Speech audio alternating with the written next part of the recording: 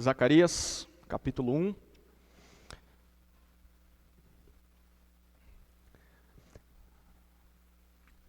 Nós leremos o versículo 1. Diz assim a palavra de Deus. No 8º mês do 2º ano de Dario, a palavra do Senhor veio ao profeta Zacarias, filho de Berequias, filho de Ido. Vamos orar, queridos. Senhor dos exércitos, nós precisamos ouvir Tua voz e como cantamos, precisamos ser salvos. Mostra-nos o Salvador nessa noite. É a nossa oração em nome de Jesus. Amém.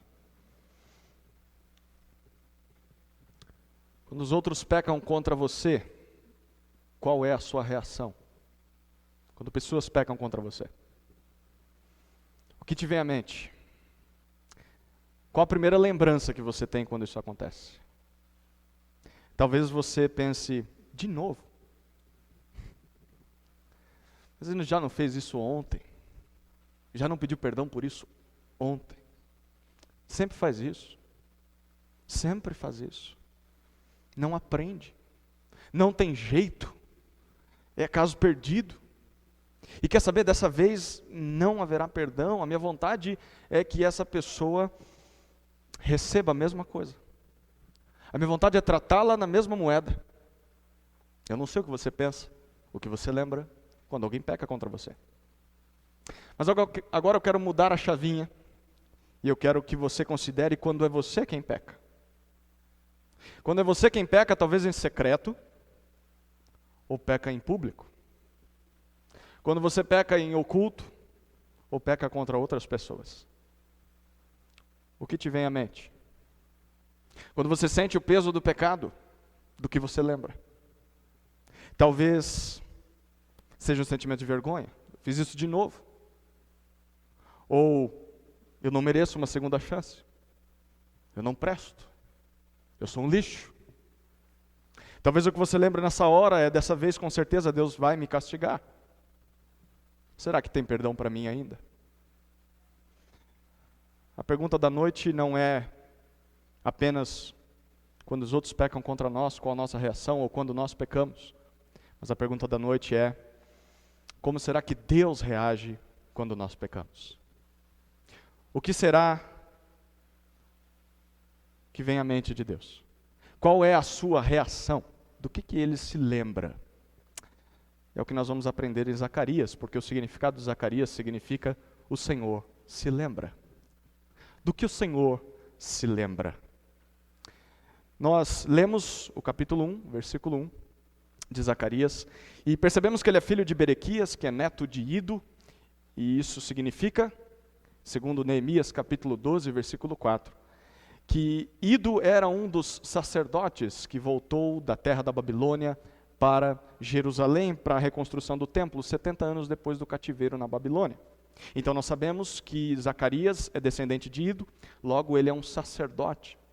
Zacarias era um homem que assumia cargos religiosos dentro do povo de Judá. Ele assumiu o cargo do seu avô após a morte do seu pai, e nós sabemos também que ele viveu na época do profeta Ageu. Ageu foi aquele que nós estudamos no último sermão nessa série. Em Esdras capítulo 6, versículo 14, nós lemos que os dois profetizaram naquela época, tanto Zacarias quanto Ageu, e eles estão incentivando o povo a reconstruir o templo em Jerusalém que estava em ruínas. E nessa época, Ageu já era um senhor na casa dos 80, 90 anos de idade, porém Zacarias ainda era jovem, entre os seus 20 e 30 anos. E estão ali os dois de gerações diferentes pregando para o povo. E pela data que é indicada no capítulo 1, nós sabemos que ele começou a profetizar bem na metade do ministério de Ageu, entre as duas primeiras mensagens e as duas últimas mensagens de Ageu. E os estudiosos da Bíblia chamam Zacarias de o Apocalipse do Antigo Testamento. Por quê? Porque nesse livro nós encontramos muitas revelações de como Deus age e irá agir na história, quais os rumos que Ele dará para a história até o final dos tempos. Zacarias, o Senhor se lembra. Do que o Senhor se lembra? Especialmente quando nós pecamos. Zacarias escreveu para pessoas que viveram muito tempo no pecado. O que Deus tinha a dizer a eles? do que Deus se lembrava quando eles pecavam. O resumo dessa mensagem são 3 lembranças que Deus quer despertar em nós quando nos vê pecando contra Ele. 3 lembranças que são coisas que Deus se lembra nessa hora, e Ele quer que nós também nos lembremos. A primeira lembrança é descrita nos capítulos 1 até 6 de Zacarias, que é: o Senhor governa sobre tudo. O Senhor governa sobre tudo. Acompanhe comigo a leitura do capítulo 1, versículo 2 até o versículo 6. Diz assim: o Senhor enfureceu-se contra vossos pais. Portanto, dize-lhes: assim diz o Senhor dos Exércitos, voltai-vos para mim, diz o Senhor dos Exércitos, e eu me voltarei para vós, diz o Senhor dos Exércitos. Não sejais como vossos pais.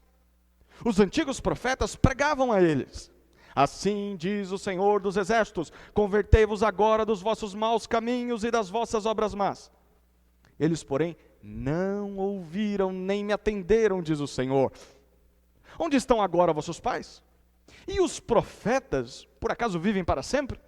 Mas as minhas palavras e os meus estatutos, que ordenei pelos profetas, meus servos, chegaram a vossos pais, e eles se arrependeram e disseram: o Senhor dos Exércitos nos tratou segundo os nossos caminhos e segundo as nossas obras, conforme havia decidido. O Senhor governa sobre tudo. Nessa introdução ao livro de Zacarias, Deus chama o povo ao arrependimento. E em resumo, a mensagem de Deus ao povo, por meio de Zacarias, é que eles deveriam aprender com o passado. E o Senhor convida aquela geração a olhar para os seus pais, olhar para os seus antepassados. Ele diz: os seus pais se desviaram de mim. Os seus pais, apesar de eu ter enviado profetas para pregar contra eles, para chamá-los ao arrependimento, eles não quiseram se converter, por isso eu me enfureci contra eles, e por isso eu os enviei para o exílio. Mas a geração de Zacarias deveria fazer diferente desses pais. E o que eles deveriam fazer? Versículos 5 e 6, eles deveriam ver onde estavam os seus pais. Aqueles que não foram mortos estavam ainda no exílio, e ele diz: de que valeu então toda aquela rebeldia? Se no final das contas eles não conseguiram a liberdade que tanto queriam, eles colheram apenas castigo, de nada valeu. Mas ele também faz uma segunda pergunta, ele diz: onde estão os profetas também morreram. Os profetas que pregaram para eles. Mas Deus diz: mas apesar deles terem morrido, a minha palavra não morreu, porque aquilo que eles diziam, aquilo que estava na boca deles, permaneceu e atingiu os antepassados que sobreviveram ao exílio. E estes que ficaram no exílio se arrependeram, reconheceram que foram castigados merecidamente por causa de seus pecados. Então aquela geração de Zacarias deveria ouvir a palavra do Senhor. Não só isso, mas deveria reconhecer os seus pecados, deveria se arrepender e deveria obedecer a Deus para não ser castigada como seus pais. Apesar dos antigos terem rejeitado ao Senhor, o Senhor não rejeitou o seu povo. E o Senhor estava ali dando uma segunda chance para aquela nova geração. Então, a partir de agora, até o capítulo 6, versículo 18, Zacarias recebe 8 visões de Deus. Cenas que Zacarias presencia, que ilustram tudo que o Senhor acabou de dizer nesses primeiros versículos. A data do versículo 7, que nós não leremos, mas a data do versículo 7 indica para nós que Zacarias recebeu essas visões 1 mês depois do final do livro de Ageu. E quais são essas visões? Nós vamos passar bem rapidamente por elas. A primeira visão está no capítulo 1, a partir do versículo 7 até o versículo 17. Zacarias vê 4 cavaleiros cavalgando pela terra. E esses cavaleiros percebem que as nações inimigas de Judá viviam tranquilamente, viviam em paz. E Deus diz: olha, eu vou mudar isso. Eu vou restaurar o meu povo. Apesar da disciplina, eu me preocupo com o meu povo. E eu vou acabar com os inimigos deles. Na segunda visão, ainda no capítulo 1, agora versículo 18 até 21, Zacarias vê 4 chifres que são quebrados por 4 ferreiros, e Deus revela para ele que aqueles 4 chifres representavam as 4 nações que oprimiram o seu povo. A Assíria, o Egito, a Babilônia e a Pérsia. E Deus diz: esses 4 ferreiros são 4 nações mais poderosas do que essas, que vão derrotar as nações que fizeram mal a vocês. Da mesma forma, Deus diz que eu levantei esses reinos para castigar vocês, eu também vou castigá-los pelo que eles fizeram contra vocês. A terceira visão está no capítulo 2. E a cena é a de um homem que tem uma linha de medir, como se fosse uma trena, e ele vai para medir a terra de Jerusalém, e Deus o avisa: olha, você não vai conseguir medir lá, porque ela não vai ter fim, ela não vai ter limites, a sua população vai ser incontável. E ele diz, na verdade, o muro, a proteção da cidade do povo de Deus, vai ser o próprio Deus vai habitar no meio do seu povo. Deus vai reerguer Jerusalém e vai protegê-la pessoalmente. Na quarta visão, capítulo 3, Zacarias vê o sumo sacerdote da época, que era Josué. Josué está sendo acusado por Satanás diante de Deus por causa dos seus pecados. E Deus o defende diante dessas acusações. Josué representa todo o povo nessa visão, e ela significa que haverá um dia em que o Senhor irá purificar o seu povo e vai tirar do seu povo todas as acusações de Satanás. A quinta visão está no capítulo 4. A imagem é de um candelabro de ouro que sustenta 7 lâmpadas, e Deus diz que essas lâmpadas representam os seus olhos, que sempre veem tudo o que acontece no mundo, nenhum detalhe da história é perdido, e sendo assim, Deus diz, eu vou abençoar os líderes de Judá, para que eles reconstruam o templo, mesmo que o início dessa obra seja pequeno, os seus inimigos sejam muito fortes, eu vou capacitar vocês pelo meu Espírito. E é bem no capítulo 4 que nós temos alguns textos interessantes, que nós citamos e vemos naqueles posts de Facebook, de WhatsApp, nos status das pessoas, mas não sabemos o que significa dentro do contexto. Olha o capítulo 4, versículo 6, o que Deus diz. E ele me respondeu, capítulo 4, versículo 6, esta é a palavra do Senhor a Zorobabel, não por força, nem por poder, mas pelo meu Espírito, diz o Senhor dos Exércitos. Vocês vão reconstruir, não interessa se a obra é difícil, eu vou capacitar vocês. Aí lá no versículo 10, na primeira parte, Deus diz assim, quem despreza o dia das coisas pequenas, não desprezem esse templo que está em ruínas e pequeno, eu vou abençoar vocês para a reconstrução do templo. Na sexta visão, está no capítulo 5, versículos 1 a 4. Zacarias vê um rolo de papiro aberto que voava. É bem esquisita essa visão. E nesse rolo de 10 metros de comprimento e 5 de largura, ele vê escritos os pecados dos povos e os castigos, as maldições de Deus contra esses povos. Caso esses povos continuem pecando contra Deus, se revoltando contra Deus, ele vai castigá-los. Na sétima visão, é o final do capítulo 5, Zacarias vê um cesto que representava uma bacia gigante, assim grande, que representava o pecado de todas as nações. Dentro dessa bacia, desse cesto, havia uma mulher que conduzia os povos ao pecado, e outras 2 mulheres que voavam e levavam esse cesto para longe. E Deus diz, olha, quando o templo for reconstruído, a iniquidade, o pecado vai ser eliminado da terra, eu vou mandar ele para longe, e o meu povo vai ser liberto do pecado. E a oitava visão, está no capítulo 6, versículos 1 a 8. Zacarias vê 4 carruagens, conduzidas por cavalos de cores diferentes, e Deus explica, olha, essas carruagens significam que um dia eu vou julgar a terra, e a minha ira vai ser satisfeita. E o capítulo 6 termina com Deus ordenando a Zacarias que fizesse 4 coroas e colocasse essas coroas sobre os líderes religiosos em Judá. E aquelas coroas iriam servir de lembrança, para que caso eles obedeçam a palavra de Deus, Deus vai enviar ajuda estrangeira para que o templo seja reconstruído. Então, diante do pecado dos antepassados de Judá e daquela geração, Deus chama o seu povo ao arrependimento. E Deus oferece algo para que eles comecem a obedecer o Senhor dali para frente. E o que Ele oferece é uma visão do seu governo sobre tudo. Eu governo sobre tudo. Mesmo que o meu povo tenha sido castigado no passado, eu não perdi o controle da história. E eu vou julgar cada responsável pela maldade que fizeram contra o meu povo. Não só isso, mas antes de castigar todas as nações por causa dos seus pecados, eu vou usar as nações apenas mais uma vez, só que dessa vez eu vou usá-las para abençoar o meu povo, para que o meu povo possa reconstruir o templo. Diante dos nossos pecados, Deus nos lembra do seu governo sobre tudo. Deus nos garante de que todos os responsáveis por nos fazer sofrer, um dia vão pagar por essas maldades.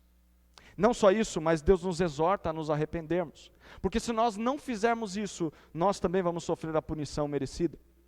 Isso significa então que nós devemos sempre ter em mente que quando ouvimos a palavra de Deus, se nós não nos arrependermos dos nossos pecados, se nós não nos convertermos dos nossos caminhos, os profetas que pregam a palavra de Deus para nós podem até morrer de tanto pregar como morreram naquela geração passada, mas a palavra de Deus vai se cumprir nas nossas vidas, e nós vamos ser castigados mais cedo ou mais tarde. Você pode se afastar dos profetas, mas a palavra de Deus vai te alcançar. Não tem como fugir, por isso nós devemos atender a palavra de Deus. Ao mesmo tempo, nós somos encorajados diante do governo de Deus sobre tudo, quando nós olhamos para pessoas que nos fizeram tão mal, sabendo que essas pessoas não vão escapar do juízo final de Deus. Um dia toda injustiça vai ser punida, e isso nos traz encorajamento, esperança, porque um dia todo malfeitor vai ser castigado pelo Senhor, e não haverá escapatória, um dia a justiça plena e final será feita. Essa é a primeira lembrança de Zacarias, o Senhor governa sobre tudo.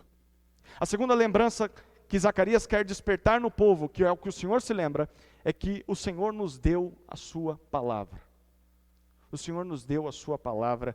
Isso está nos capítulos 7 e 8 de Zacarias. Nesse pequeno trecho, comparado com o primeiro, Deus envia 4 mensagens ao povo por meio de Zacarias. São 2 mensagens por capítulo, 2 no capítulo 7, 2 no capítulo 8. E elas foram pregadas 2 anos depois das visões. Então o tempo passa, e aí Deus dá 4 pregações para o povo da sua época. A primeira mensagem, capítulo 7, versículos 1 a 7. Nós vamos ler alguns versículos dessas mensagens. O que está acontecendo nessa primeira mensagem? O início do capítulo 7. Alguns líderes de Betel. Betel era uma cidade que ficava ao norte, no antigo reino do norte. Lembra de Israel? Israel que foi dominada, conquistada pelos assírios. Betel ficava ali então naquela terra que agora é a terra dos samaritanos. O povo de Israel foi misturado com várias nações e ficou ali em Israel, e a sua capital passou a ser chamada de Samaria. Por isso chegam alguns líderes de Betel que são samaritanos, e eles vão até Zacarias, eles caminham cerca de 30 quilômetros até chegar ali em Jerusalém, e eles querem saber de uma informação. Olha o capítulo 7, versículo 13, eu vou ler a segunda parte do versículo 3. Eles chegam ali diante dos sacerdotes, e eles dizem: devemos chorar e jejuar no 5º mês, como temos feito por tantos anos. Qual é a pergunta deles? Por anos, os samaritanos haviam feito lamentações, feito jejuns no 5º mês do seu calendário, e esse mês remontava à época em que o templo de Jerusalém foi destruído pelos inimigos, pelos babilônios. Então eles querem saber ali dos sacerdotes: olha, nós devemos continuar fazendo isso, já que o templo está sendo reconstruído, a gente vai ter que continuar lamentando pela queda do templo. E aí, por meio de Zacarias, Deus dá a resposta. Capítulo 7, versículos 4 a 7, olha o que diz o texto. E a palavra do Senhor dos Exércitos veio a mim. Fala a todo o povo desta terra e aos sacerdotes: quando jejuastes e pranteastes no 5º e no 7º mês durante estes 70 anos, foi para mim que jejuastes? E quando comeis e beber, não é para vós mesmos que comeis e bebeis? Não foram estas as palavras que o Senhor proclamou por meio dos antigos profetas, quando Jerusalém era próspera e habitada, com suas cidades ao redor, e quando o Neguebe e a Campina eram habitados? O que Deus diz àqueles líderes por meio do seu profeta? Deus expõe toda a hipocrisia dos samaritanos. Ele diz: olha, durante esses 70 anos, desde que o templo em Jerusalém foi destruído, vocês jejuaram, vocês choraram sim, mas não foi para mim que vocês fizeram isso. E não foi só jejum e choro, não. Ele diz: quando vocês comeram e quando vocês beberam, vocês não faziam isso para mim. Em outras palavras, o que Deus está dizendo é: vocês cumpriam atos religiosos, mas viviam suas vidas como se eu não existisse. Não é para mim que vocês estão fazendo essas coisas. É tudo fachada. No final das contas, vocês só se preocupam consigo mesmos. Vocês ficam fingindo que estão lamentando pela queda do templo, mas não estão coisa nenhuma. Estão pensando só em vocês. E Deus diz: eu já tinha avisado isso para vocês lá antes do templo ser destruído, mas vocês não mudaram nem um pouco. Vocês continuaram hipócritas. Vocês continuaram cumprindo ritos religiosos, sem se importar comigo, com a minha vontade, com o que eu tinha para dizer. Essa é a primeira mensagem. Em sequência vem a segunda. A partir do versículo 8, Deus ainda está falando àqueles líderes de Betel, e ele repete o que disse lá antes do templo ser destruído, antes do castigo da Síria vir. Olha a partir do versículo 9, nós vamos ler até o final do capítulo 7.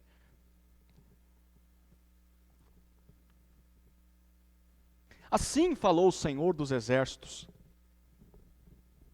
praticai a justiça verdadeira, mostrai bondade e compaixão cada um para com seu irmão, e não oprimais a viúva, o órfão, o estrangeiro e o pobre. Ninguém planeja no coração mal contra seu irmão. Eles, porém, não quiseram escutar. Deram-me as costas e taparam os ouvidos para não ouvir. Tornaram o coração duro como pedra, para não ouvir a lei nem as palavras que o Senhor dos Exércitos enviara pelo seu Espírito mediante os antigos profetas. Por isso veio a grande ira do Senhor dos Exércitos. Assim como clamei, e eles não ouviram, também eles clamaram, e eu não ouvi, diz o Senhor dos Exércitos, mas espalhei-os como um vendaval entre as nações que não conheciam. Assim, a terra que deixaram para trás ficou destruída, de modo que ninguém a atravessava, porque transformaram a terra desejada em uma desolação. Deus relembra aqueles homens que no passado, Ele chamou os israelitas a praticarem a justiça, a bondade e a compaixão. E o que seria isso senão cuidar dos necessitados, cuidar dos órfãos, das viúvas, dos estrangeiros, dos pobres, mas eles se tornaram duros como pedra. Duros como pedra, viraram as costas para o Senhor, e mesmo assim Deus os chamou ao arrependimento. O Senhor enviou profetas, mas eles não ouviram os profetas, rejeitaram o Senhor ainda mais, então Deus os castigou e espalhou eles pelo mundo todo, devastando a terra deles. O que Deus queria daqueles samaritanos não eram jejuns e orações, não eram apenas atos religiosos. O que Deus queria deles era obediência. Uma obediência que brota de um coração, não um coração duro, mas um coração mole. Uma obediência que brota de um coração derretido diante de Deus.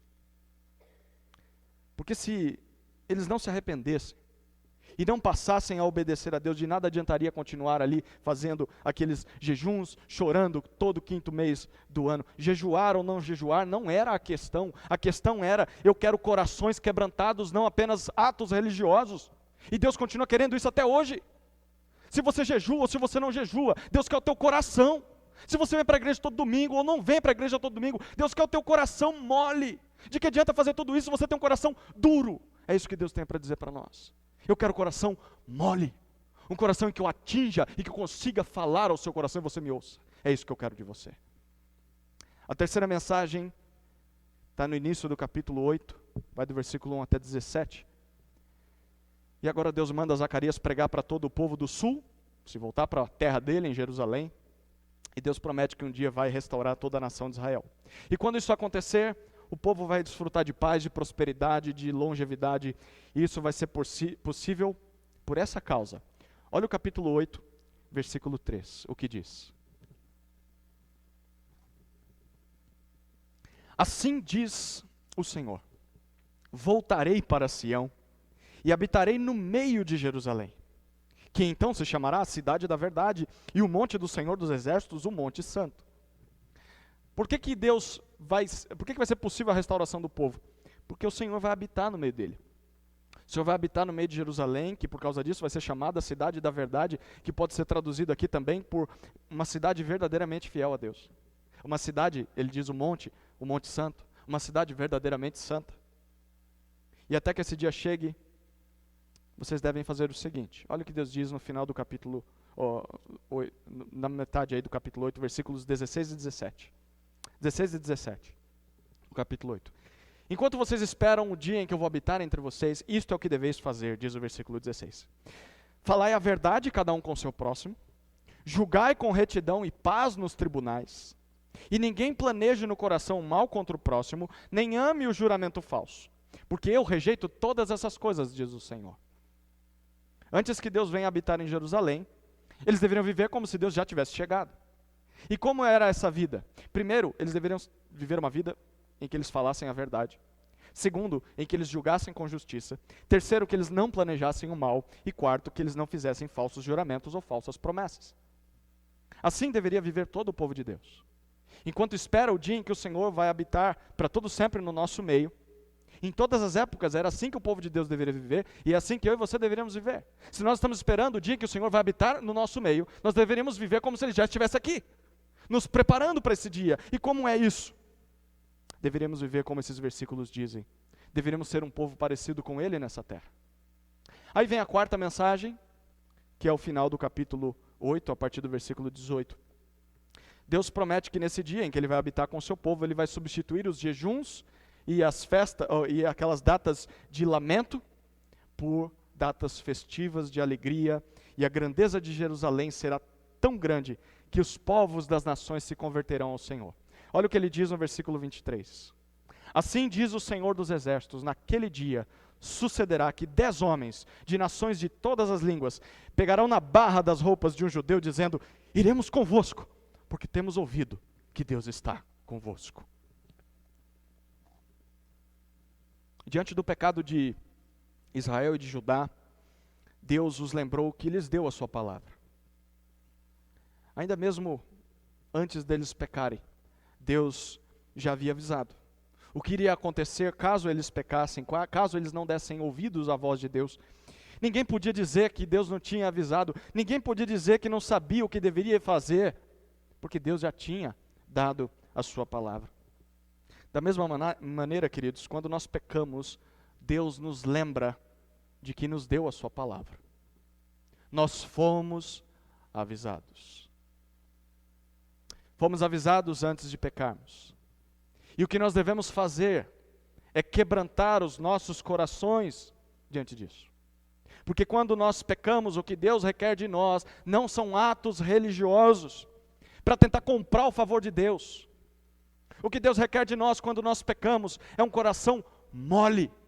É um coração que se derrete diante do Senhor, um coração que acolhe a sua palavra e que a partir daquele momento quer agora viver uma vida de obediência como se o Senhor estivesse ao nosso lado o tempo todo. É isso que Ele quer. Se você acha que para fazer a vontade de Deus é só cumprir ritos religiosos, essa palavra é para você. Deus quer coração mole e não atos externos. Os atos podem ser bons de vez em quando, mas o coração é imprescindível, ter o coração mole. É isso que Deus quer de mim e de você. Uma vez que nós nos arrependemos, Deus quer que nós vivamos lutando contra o pecado, segundo os versículos 16 e 17 do capítulo 8. Falando a verdade, julgando com justiça, não planejando mal e cumprindo as nossas promessas. É assim que a gente vai vencer o pecado. Essa foi a segunda lembrança que Deus deu ao povo. Eu dei a palavra para vocês. A terceira lembrança de Zacarias e última, está nos capítulos 9 até 14, até o final do livro. É que o Senhor nos restaurará no futuro. O Senhor nos restaurará no futuro. Nesse trecho final de Zacarias, Deus faz promessas ao povo. Aquele povo que se arrependeu, aquele povo que a partir de agora quer obedecer a Deus. Então Deus diz: deixa eu dizer o que eu vou fazer por meio, na vida de vocês. Então ele faz duas grandes profecias. A primeira profecia está nos capítulos 9 até 11. E depois a segunda, capítulo 12, até o final do livro. Na primeira profecia, Deus anuncia o futuro das nações. Ele está incluindo o futuro de Judá também, e está afirmando: eu sou dono de todas elas. Eu não sou só dono de vocês, eu sou dono das outras nações, quer elas queiram, quer elas não queiram. Sou dono de todos. Então Deus começa a falar no capítulo 9, o que vai fazer com os inimigos de Judá. Eu vou derrotar todos eles por meio de um grande general, e esse grande general vai poupar vocês, mas vai acabar com todos os inimigos de vocês. De fato, isso aconteceu cerca de 200 anos depois dessa profecia, quando Alexandre, conhecido como Alexandre o Grande, futuro imperador da Grécia, Alexandre conquista a Pérsia e conquista todos os grandes impérios da época, poupando apenas os judeus. Depois disso, Deus prediz o que vai acontecer depois que esse grande general derrotar os grandes reis das nações. Ele diz: ele vai restaurar os que ainda estavam na Babilônia, havia ainda judeus ali na Babilônia, eu vou restaurá-los, e não só isso, mas eu vou fazer com que o meu povo se veja livre deste grande general agora, desse que a gente sabe que será Alexandre o Grande. Eu vou libertá-los das mãos de Alexandre o Grande. Isso de fato se cumpre em parte, porque por volta do 2º século antes de Cristo, o povo se revolta contra o governo implantado por Alexandre e consegue viver 100 anos, mais ou menos 100 anos livre, novamente como uma nação independente, tendo o seu próprio rei. Isso é interessante, a gente vai estudar mais sobre a história dos judeus quando formos introduzir o Novo Testamento no ano que vem. E essa é a época chamada da época do governo dos Macabeus. Então, é por meio dos Macabeus que eles conseguem liberdade, mas que dura apenas 100 anos. E Deus, no capítulo 10, então, agora ele faz diversas promessas ao povo, promessas que incluem juízo aos idólatras, aos falsos mestres que ainda estavam no meio do povo. Capítulo 11, apesar de tudo que foi dito até agora, tem algo impressionante que não nos surpreende. No capítulo 11, Zacarias enfrenta oposição. Onde já se viu, não é um profeta enfrentar a oposição de Deus. De Deus não, do povo de Deus. E de fato, Zacarias enfrenta a oposição por grande parte do povo. E ele é rejeitado como o pastor do povo. O povo não aceita ele como pastor. E essa imagem se torna uma ilustração da rejeição do povo de Deus para com o Senhor Deus. O povo rejeita o Senhor como pastor. Por isso Deus diz, olha, novamente, então eu vou disciplinar vocês. Eu vou ter que discipliná-los. E ele diz no capítulo 11, vale a pena a leitura depois em casa, no capítulo 11 ele diz, essa disciplina vai vir em forma de engano. Eu não vou mandar vocês de novo para outras nações, eu vou mandar falsos mestres para vocês e a disciplina vai ser que vocês vão ouvi-los. E eu não vou impedir que vocês ouçam falsos mestres, com as suas mentiras, com as suas heresias. E isso vai acontecer até que se cumpra a segunda profecia, capítulo 12 até capítulo 14. Deus fala nessa segunda profecia que toda a nação de Israel um dia será visitada novamente por Deus. E nesse dia em que o Senhor visitará o seu povo, não haverá escapatória. Todos aqueles que o rejeitaram na sua, todos que rejeitaram até essa sua vinda, vão ser castigados. Vocês me rejeitaram? Pois é, então agora vocês vão se ver comigo.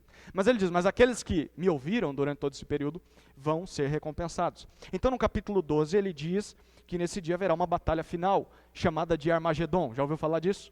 No capítulo 12 ele descreve o Armagedon, em que ele vai derrotar todos os seus inimigos. Vai ser dia de confusão, dia de pânico para todos os que não fazem parte do seu povo. Capítulo 13, nesse dia ele diz que vai purificar o mundo e vai salvar o seu povo. Gostaria de ler 3 versículos no capítulo 13. Capítulo 13, versículo 1.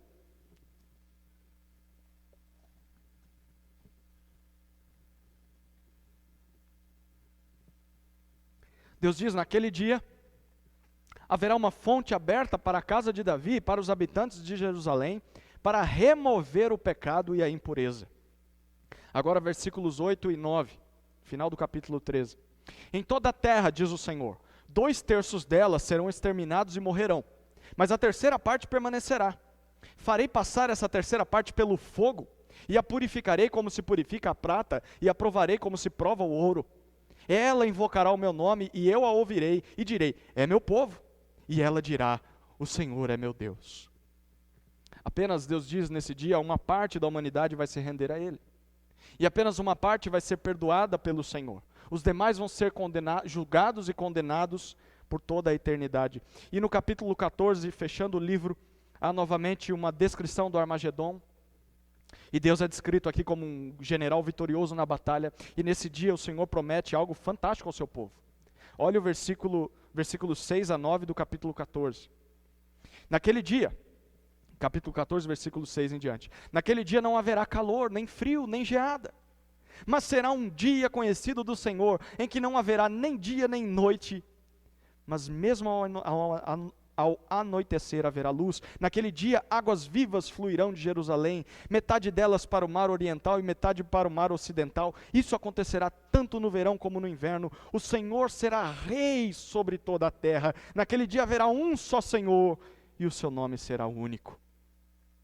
Não haverá mais dias de trevas nem de inverno, porque todos os dias vão ser iluminados, vão ser aquecidos pela presença de Deus entre o povo, que vai ser o único rei que existe, o único rei que governa sobre toda a criação. Deus restaurará o seu povo no futuro. E ele começou a fazer isso com o passar dos séculos. Como eu já falei, Alexandre o Grande se levanta e derrota os dominadores de Judá. Depois disso, os macabeus libertam o seu povo das mãos do império de Alexandre, mas a dureza do coração do povo continua. E a semelhança de como o povo tratou Zacarias, o povo trata o Senhor, o povo rejeita o Senhor, por isso Deus endurece o coração do povo. E entrega o povo aos falsos mestres, para que eles agora ouçam mentiras, para que agora eles ouçam regras humanas, mandamentos de homens. E o povo de Deus passa a acreditar nesses camaradas, que na verdade são inimigos do povo de Deus. mas é juízo de Deus para que eles ouçam os falsos mestres. E como se não bastasse, Deus permite que Judá fosse novamente conquistada, porque os 100 anos de governo ali dos Macabeus passam e, de novo, essa nação passa a ser propriedade de outra nação, porque os romanos que assimilam, conquistam os gregos, agora fazem parte do governo sobre Judá, e Judá agora passa novamente a ser governada por outra nação. Em outras palavras, essa restauração que Deus promete em Zacarias ainda está para acontecer. Ainda está para acontecer. Porque muitas outras partes das promessas de Deus ainda faltam se cumprir. E quando é que nós vamos saber que elas se cumprirão? Eu quero agora te convidar a passear pelo livro de Zacarias e olhar alguns versículos que nos mostram quando é que essa restauração vai acontecer. Volte lá para o capítulo 3, versículo 8.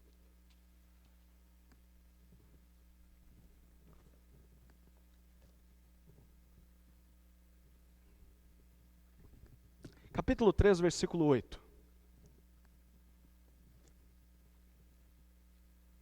Portanto, diz o Senhor: esperai por mim, no dia em que eu me levantar para saquear, porque o meu propósito é juntar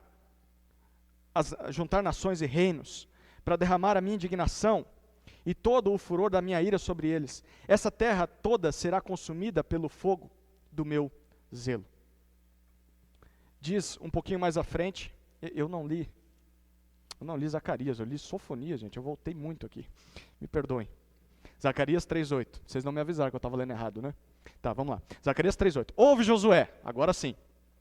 Sumo sacerdote, tu e os teus companheiros que se assentam diante de ti, porque são homens que representam coisas futuras. Eu trarei o meu servo, o renovo. Capítulo 3, quando Deus purificou as vestes de Josué, lembra que ele estava sendo acusado por Satanás e Deus o purifica dos seus pecados? Deus diz que vai enviar o seu servo à terra e ele chama esse servo de renovo. Renovo significa um pequeno broto, um pequeno ramo de uma árvore bem pequenininha. Aí um pouquinho mais à frente, no capítulo 6, no versículo 12 e versículo 13, olha o que Deus diz. Capítulo 6, versículos 12 e 13. E diz-lhe: assim diz o Senhor dos Exércitos, aqui está o homem, cujo nome é o renovo. Ele sairá do seu lugar e edificará o templo do Senhor. Ele mesmo edificará o templo do Senhor, receberá a honra real, se assentará no seu trono e governará.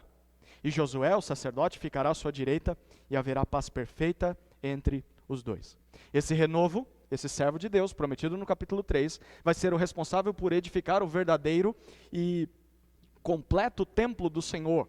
E ele vai se assentar no trono do mundo. Ele vai governar para todo sempre. E aí nós caminhamos um pouco mais no capítulo 9, versículos 9 e 10. Capítulo 9, versículos 9 e 10. Deus diz assim, 9 e 10. Alegra-te muito, ó filha de Sião, exulta, ó filha de Jerusalém, o teu rei vem a ti. Ele é justo e traz a salvação, ele é humilde e vem montado no jumentinho filho de jumenta. Eu darei fim aos carros de Efraim, aos cavalos de Jerusalém, e o arco de guerra será destruído. Ele anunciará paz às nações, e o seu domínio se estenderá de mar a mar, e desde o rio até as extremidades da terra.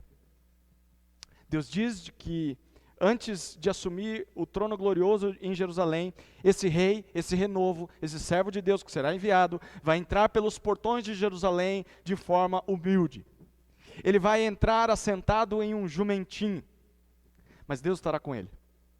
E a mensagem desse renovo será de paz às nações. Então o seu governo vai ser estabelecido por todo sempre. E aí nós chegamos no capítulo 10, versículo 4. Capítulo 10, versículo 4. Deus diz assim: a pedra angular sairá de Judá, dela sairão a estaca da tenda, o arco de guerra e todos os chefes. Deus chama esse renovo agora, esse rei, de pedra angular, sobre a qual ele vai inaugurar esse novo tempo. Sobre esse renovo, sobre essa pedra angular, Deus vai construir o futuro ideal para o seu povo. Mas apesar disso, olha o capítulo 11 agora. Capítulo 11, versículos 12 e 13. Capítulo 11, versículos 12 e 13. Eu lhes disse: se parece bem aos vossos olhos, dai-me o que é devido. Caso contrário, deixai-o. Pesaram para meu salário 30 moedas de prata. O Senhor me disse: lança isso ao oleiro, esse belo preço pelo qual fui avaliado por eles. E peguei as 30 moedas de prata e as lancei ao oleiro no templo do Senhor. Perceba o que Zacarias está dizendo. O povo vai rejeitar esse rei como seu pastor, da mesma maneira com que rejeitou Zacarias. E o povo vai dar um pagamento, vai dar um salário para ele. O belo preço, Deus é irônico quando diz isso, do mais simples dos escravos na época, 30 moedas de prata. Em outras palavras, esse rei, esse renovo que vai restaurar todas as coisas, vai ser rejeitado pelo povo. Mas não só vai ser rejeitado como pastor do povo, mas ele vai ser trocado por algo totalmente sem valor. Ele vai ser vendido e vai ser entregue à morte como um escravo. Mas apesar disso, capítulo 12, versículo 10. Capítulo 12, versículo 10. Mas derramarei o espírito de graça e de súplica sobre a casa de Davi, sobre os habitantes de Jerusalém. Eles olharão para aquele a quem traspassaram e prantearão como quem pranteia por seu único filho e chorarão amargamente por ele como se chora pelo seu primogênito. Chegará o dia em que Deus vai derramar graça e arrependimento sobre o seu povo, e nesse dia, aqueles que mataram o rei, o pastor, o renovo do povo, eles vão se lamentar por terem feito isso, eles vão se arrepender por seus pecados. Mas antes disso, seria necessário que esse rei fosse ferido. E olha o capítulo 13, versículo 7. Capítulo 13, versículo 7, Deus diz assim: ó espada, levanta-te contra o meu pastor e contra o meu companheiro, diz o Senhor dos Exércitos. Fere o pastor e as ovelhas ficarão dispersas. Mas voltarei a minha mão para os pequenos. Esse rei, pastor, vai ser ferido. E as suas ovelhas vão ser espalhadas porque vão ficar sozinhas, mas Deus diz: logo eu vou voltar a minha mão sobre elas e eu vou reuni-las novamente em torno desse pastor. E quando isso acontecer, todos os inimigos desse rei vão ser punidos. E nós vamos encerrar a leitura em Zacarias no capítulo 14, versículo 12, e depois versículos 20 e 21. 14 e 12. Esta será a praga com que o Senhor ferirá todos os povos que guerrearam contra Jerusalém. A carne deles apodrecerá enquanto estiverem de pé, e os olhos lhes apodrecerão nas órbitas, e as línguas lhes apodrecerá na boca. Versículos 20 e 21. Naquele dia, se gravará sobre as campainhas dos cavalos, consagrado ao Senhor. E as panelas do templo, no templo do Senhor, serão como as bacias diante do altar. E todas as panelas, todas em Jerusalém e Judá, serão consagradas ao Senhor dos Exércitos. Todos os que vierem sacrificar as pegarão e cozinharão nelas. Naquele dia não haverá mais comerciantes no templo do Senhor dos Exércitos. Os inimigos do povo de Deus e, consequentemente, do seu rei, do seu pastor, vão ser violentamente derrotados. É até difícil de ler isso aqui. Mas eles vão ser derrotados, e tudo que restar, sejam pessoas, objetos, animais, vão ser consagrados ao Senhor. E nesse dia não haverá mais comerciantes, não haverá mais mercadores no templo ou na casa de Deus. Você não conhece uma história parecida com essa que a gente acabou de ler aqui? Várias coisas nos fazem lembrar de uma outra história parecida, não? Não houve alguém que nasceu como um renovo, como uma pequena planta, um bebê simples, humilde, em que ninguém dava nada, e que entrou em Jerusalém montado em um jumentinho, aclamado pelo povo como rei. Mas apesar disso, esse alguém foi rejeitado como pastor do seu próprio povo, e foi morto em troca de 30 moedas de prata. E não essa mesma pessoa que ressuscitou 3 dias depois de ter sido morto, e fez com que alguns que o mataram e o traspassaram se lamentassem e se arrependessem do que fizeram? Não é este mesmo, aquele que reuniu novamente as suas ovelhas que se espalharam quando ele foi morto, reuniu o povo de Deus e tornou esse novo povo a casa do Senhor, sendo ele mesmo a pedra angular dessa nova construção? Não é esse mesmo aquele que prometeu voltar um dia, mais uma vez, para julgar todas as nações, e depois disso reinar eternamente sobre o seu povo em uma nova criação? Todos nós já sabemos de quem Zacarias já está dizendo. Zacarias está falando de Jesus Cristo. Zacarias está falando do Filho de Deus. Jesus Cristo, o Filho de Deus, é o renovo. Ele é o pastor, o rei pastor, que vai restaurar o povo de Deus no futuro. E diante dos pecados das outras nações, diante do pecado do próprio povo judeu, eles deveriam se lembrar de que o Senhor restaurará o seu povo no futuro, e Ele fará isso por meio do seu renovo. E é isso que nós devemos nos lembrar. Uma vez que nós já nos arrependemos dos nossos pecados, uma vez que nós estamos decididos a obedecer a Deus a partir de agora, de coração e não de aparência, nós precisamos lembrar que o Senhor vai nos restaurar no futuro. E Ele vai fazer isso por causa da obra do seu renovo, a obra do seu Filho em nosso favor. Portanto, é o renovo de Deus quem garante de que um dia todo aquele que peca contra nós e peca contra Deus vai ser castigado justamente. Porque o próprio rei, o servo de Deus, vai julgar todas as nações. Então é disso que nós devemos lembrar quando os outros pecam contra nós. Nós devemos lembrar de que um dia haverá justo juízo contra essas pessoas. Mas, ao mesmo tempo, é por meio desse renovo que nós somos purificados do nosso próprio pecado. É por meio dele que nós podemos ser perdoados por Deus.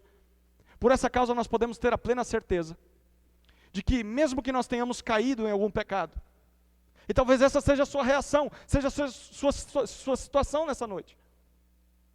Talvez você tenha caído em algum pecado e está pensando: ai de mim, o que será de mim? E o que Deus quer que você lembre é de que mesmo que você tenha caído em algum pecado, você pode ser e pode encontrar perdão, pode ser perdoado pela obra do renovo, pela obra do Filho de Deus na cruz. Se você faz isso, se você confia nele, não há mais acusações que pesam contra você. Suas vestes não estão mais sujas. Satanás não pode mais te acusar como fez com Josué, porque ele te purificou dos seus pecados. É disso que nós deveremos lembrar quando nós pecamos. Olhemos para frente, olhemos para a nossa restauração em Jesus e vivamos de forma diferente hoje. Vivamos em obediência ao Senhor, para a sua glória, como se Ele estivesse ao nosso lado, esperando esse dia. Então, se você está nessa condição, eu pequei, o que eu faço agora, do que eu preciso me lembrar? Se lembre do perdão de Deus, agradeça por esse perdão, levante-se de onde você caiu e continue caminhando, olhando para o renovo, olhando para o dia em que nós seremos restaurados, porque quando nós pecamos, o Senhor nos lembra de que Ele governa sobre tudo, o Senhor nos lembra de que nos deu a sua palavra, e o Senhor nos lembra de que nos restaurará no futuro. Glória a Ele por isso, queridos. Vamos orar.